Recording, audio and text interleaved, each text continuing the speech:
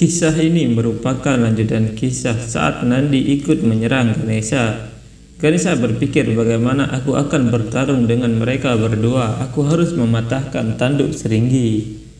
Dewi Laksmi berpikir, anak laki-laki ini seharusnya tidak membunuh Seringgi, atau tidak ada yang tahu apa yang akan terjadi padanya. Nandi berlari menyerang Ganesha dan melihat itu Ganesha melempar Seringgi menjauh dan bersiap melawan Nandi. Resi Narada berpikir, insiden ini membuktikan bahwa apa yang aku lihat akan menjadi kenyataan. Ganesha menghindari serangan Nandi sambil tertawa dan Nandi kembali menyerang, tapi Ganesha melompatinya hingga Nandi menabrak batu. Ganesha berlari menyerang Nandi dan memukul kaki Nandi hingga Nandi jatuh tersungkur. Dewi Laksmi berpikir, bocah ini sangat kuat, ia tidak menyadari konsekuensinya. Nandi dan Seringgi mulai bersiap menyerang dan Ganesha berpikir, oh, apakah mereka berencana untuk menyerangku bersama? Dewi Laksmi berpikir, dua prajurit akan menyerang seorang anak dan dengan bantuan tongkat berapa lama dia akan melindungi dirinya sendiri. Prabu, bagaimana Nandi dan Seringgi bisa melakukan ini? Sri Wisnu berkata, mereka pemuja Dewa Siwa dan pengikut kebenaran. Mereka tidak bertindak tanpa alasan. Dengan menghentikan Dewa Siwa memasuki Kailas dan tidak mendengarkannya, maka alasannya adalah karena dia tidak menghormati Mahadewa. Seringgi dan Nandi adalah pemuja yang dapat mentolerir penghinaan yang menimpa mereka, tetapi tidak terhadap Dewa Siwa. Resi Narada berkata, sejauh menyangkut dukungan anak laki-laki itu, tampaknya tidak membutuhkannya, tetapi Seringgi dan Nandi membutuhkannya. Ganesha berpikir, ayo aku akan memberimu pengalaman yang tak akan terlupakan. Dengan tongkatnya Ganesha mengeluarkan kekuatan petir yang menyebabkan Nandi dan Seringgi terlempar hingga jatuh di depan Mahadewa. Nandi berkata, siapa anak ini? Kekuatan apa yang ada pada tongkatnya sehingga dia menghentikan kita untuk menyakitinya? Paragana berkata, kamu telah membuat kesalahan. Ganesha berkata, kamu berteriak seolah ingin menakutiku. Ayo maju, kamu juga akan dihukum oleh tongkat ibuku. Ayo maju. Garuda berkata, tongkat itu mengandung kekuatan Dewi Lalita. Semuanya menjadi mangsa kekuatannya. Menghadapi kekuatan itu sulit bahkan untuk dewa yang hebat. Kemudian bagi Seringgi dan Nandi hal itu tidak mungkin. Kadru berkata, kamu benar Garuda. Setelah bertahun-tahun aku bisa mengerti mengapa kamu begitu kuat. Di dalam dirimu terletak kekuatan meditasi ibuku, dan dengan kekuatan seperti itu bukan tidak mungkin mengalahkanmu, tapi itu pasti sangat sulit. Tapi aku tidak bisa melihatnya. Dalam kesombongan aku pikir aku bisa mengendalikanmu dengan perbudakan. Aku sangat bodoh. Resi Nara berpikir, orang-orang menyadari kesalahan yang mereka buat, tapi anak ini tidak sadar dan menantang Dewa Siwa. Ganesha berkata, kalian semua berencana untuk mengikatku juga secara paksa. Apakah kalian bisa masuk? Jika aku mencoba untuk menghentikan kalian, maka Tuhan kalian akan menjadi marah, bukankah begitu? Dan dia akan mengubahku menjadi abu. Menghadapi kekalahan di tangan anak kecil, apakah kalian menjadi gelisah? Ganesha memutar tongkatnya dan mengirim semua gana terbang jauh. Sri Wisnu berkata, anak laki-laki ini lahir atas restuku, tapi dia sangat nakal. Dewi Laksmi berkata, ya suami, bahkan aku terkejut dengan perilaku anak ini. Mengapa dia tidak menyadari meskipun diberitahu bahwa mengikuti perintah ibumu tidak memungkinkanmu untuk tidak menghormati orang lain? Garuda berkata, tapi aku bingung, anak itu lahir dari Dewi Parwati, lalu mengapa dia begitu sombong dan nakal? Resi Narayan berkata, Garuda, anak-anak itu seperti tanah liat. Mereka perlu ditangani dengan tangan yang lembut agar bentuknya benar. Mereka juga perlu didisiplinkan dengan api tungku agar menjadi kuat dan berguna. Garuda mengingat saat ibunya pernah memukulnya dan juga mengobati lukanya. Garuda berpikir itu benar. Ibu juga tegas dan penuh kasih sayang untuk membuatku mampu seperti ini. Aku bukan apa-apa tanpa dia. Resi Nara berkata, ketika orang tua tidak bersikap seimbang dalam mendidik anaknya, maka anak menjadi sombong dan keras kepala. Dewi Parwati mencintai anaknya tanpa syarat, tetapi tidak mendisiplinkannya. Karenanya, ketika anak itu mendapatkan kekuatan, dia tidak bisa mengendalikan dirinya sendiri. Kekuatan tongkatnya membuat anak itu sombong. Dia telah lupa bahwa semua yang terjadi di dunia ini adalah kehendak Tuhan.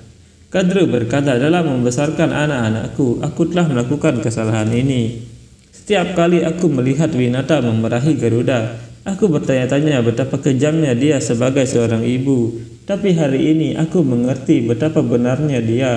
Aku hanya memanjakan putra-putraku. Di usia pembentukan mereka, aku menaburkan benih ambisi yang tak ada habisnya dalam pikiran mereka. Tapi aku lupa mendisiplinkan mereka. Aku tidak mengajari mereka keseimbangan mental. Itu sebabnya anak laki-lakiku harus membayar dosa-dosaku. Resi Narayan berkata, begitulah Dewi, begitulah cara takdir bekerja. Melihat kelakuan anak itu, Dewi Laksmi menjadi khawatir. Dewa Wisnu semakin marah. Resi Narada tidak tahu apa yang akan terjadi. Vasuki turun dari leher Mahadewa dan berkata, aku telah melihat anak ini dan inilah waktunya untuk menanamkan rasa takut padanya. Nandi berkata, hanya kamu yang bisa melakukan sesuatu, Vasuki. Jangan terlalu dekat dengannya. Tongkatnya menyebabkan rasa sakit, Vasuki. Vasuki berkata, jangan khawatir. Bentuk luar biasaku akan cukup untuk menakut-nakuti anak ini. Vasuki kemudian pergi menemui Ganesha. Dewi Laksmi berkata, anak ini pasti akan takut dengan bentuk raksasa Vasuki. Saat itulah dia akan belajar untuk menghormati. Sri Wisnu berkata, kuharap itu menjadi kenyataan Dewi. Kalau tidak, konsekuensinya akan buruk.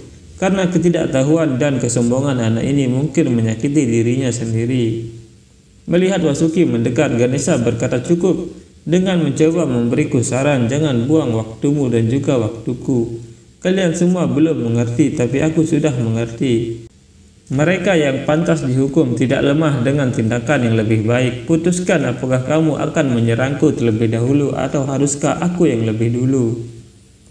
Vasuki berkata, apakah kamu menyadari siapa aku? Ganesha berkata, aku tidak mengenalimu, tapi aku yakin bahwa kamu juga pengikut dari pengemis itu. Meskipun aku harus mengatakan bahwa pengemis berambut kusut itu istimewa, dia telah membuat begitu banyak pemuja dekat dengannya. Vasuki menjadi marah dan berkata, berhenti bicara nak, jika aku mulai berbicara maka aku akan menumpahkan racun. Ganesha berkata, oh jadi kamu ular yang melingkar di lehernya, aku harus menghargainya. Dia adalah penguasa hewan, domba, banteng, dan sekarang ular datang untuk bertarung untuknya. Aku pikir dia meminta sedekah dan memberi makan kalian semua dengan baik. Kalau tidak, bagaimana bisa ada begitu banyak pengabdian untuknya? Resi Narada berkata, dia memuji Dewa Siwa di tengah keluhannya. Ironisnya adalah bahwa dia tidak sadar. Dewi Laksmi berkata, kuharap belum terlambat sebelum dia menyadarinya. Racun Vasuki berakibat fatal bagi iblis berbahaya. Dia hanya anak-anak. Sri Wisnu berkata, dia perlu dihukum sekarang. Aku harap Vasuki mengatur ini. Kalau tidak, aku harus turun tangan, Dewi. Ganesha berkata, ingat, jika kamu berbakti kepada Tuhanmu, maka aku berbakti kepada ibuku. Oleh karena itu, jika kamu ingin selamat, maka kembalilah. Jika kamu menginginkan perang, silakan saja. Tapi kamu tidak lebih hebat daripada ular biasa. Vasuki kemudian berubah menjadi ular yang sangat besar di hadapan Ganesha. Ganesha tersenyum dan berkata, apakah ini bentuk terbesar atau apakah kamu ingin tumbuh lebih besar? Vasuki menyemburkan bisanya dan membuat Ganesha terjatuh. Vasuki menyemburkan bisanya lagi, tapi Ganesha berhasil menghindar. Melihat itu, Vasuki menyerangnya lagi dan Ganesha menahan dengan kekuatan tongkatnya. Ganesha berkata, apakah ini kemampuanmu? Apakah ini kekuatan bisamu? Kamu masih punya kesempatan untuk kembali. Vasuki marah dan menyerang Ganesha dengan ekornya, tapi Ganesha berhasil menghindar. Semua serangan Vasuki berhasil dihindari oleh Ganesha, dan Ganesha berpikir, jika kamu berani serang aku dengan kekuatan penuhmu. Dewi Laksmi berpikir, kurasa Vasuki sangat marah. Kuharap dia tidak menyakiti anak itu. Saat Vasuki akan menggigit Ganesha, Ganesha menahan mulut Vasuki dengan tongkatnya, sehingga mulut Vasuki tidak bisa tertutup. Ganesha berkata, kamu banyak bicara, apakah kita sudah selesai sekarang? Lidahmu banyak mendesis, sekarang kembali ke mulutmu. Kamu sangat berbisa. Dengan dikalahkan oleh seorang anak kecil itu akan membakar batinmu. Apakah kamu menikmatinya? Pergi sekarang, pergi dan peluklah Tuhanmu. Ganesha mengambil tongkatnya lagi dan berkata, apakah racunmu? Baik-baik saja. Kamu buruk dalam membidik. Sekarang kamu telah mendapatkan pelajaran dengan baik. Sri Wisnu berpikir, jika anak ini menyakiti Vasuki atau tidak mengendalikan kesombongannya, maka aku harus menghukumnya. Untuk alam semesta dan dewa lainnya, itu tidak akan menguntungkan.